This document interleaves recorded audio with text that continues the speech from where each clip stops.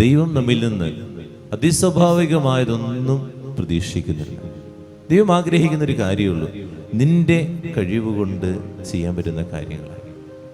അത്തിവൃക്ഷത്തിൻ്റെ അരികിൽ വരികയുമ്പോൾ ആ അത്തിഫലമാണ് ദൈവം ആഗ്രഹിച്ചത്.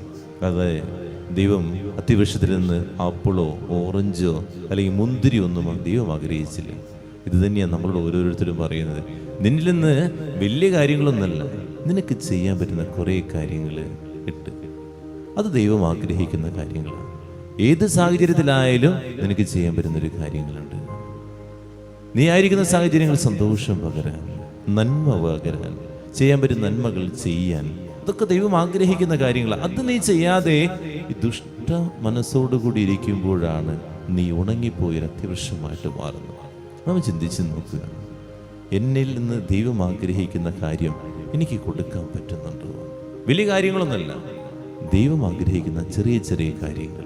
എന്തുമായിക്കളുടെ ഏത് സാഹചര്യത്തിലുമായിക്കളുടെ. ചിലപ്പോൾ ഞാൻ കിടപ്പ് രോഗിയായിരിക്കാം, എനിക്ക് നടക്കാൻ പറ്റുന്നില്ല. നമ്മൾ ദൈവത്തെ പഴിച്ചൊന്നും ജീവിക്കേണ്ട ആവശ്യമൊന്നുമില്ല. നമുക്ക് ആ സാഹചര്യത്തിൽ എനിക്ക് എന്ത് ചെയ്യാൻ പറ്റും, അങ്ങനെയാണ് നമ്മൾ ചിന്തിക്കേണ്ടത്. ആ സാഹചര്യത്തിൽ നിന്ന് ദൈവം എന്നിൽ നിന്ന് പ്രതീക്ഷിക്കുന്ന കുറേ കാര്യങ്ങളുണ്ട്.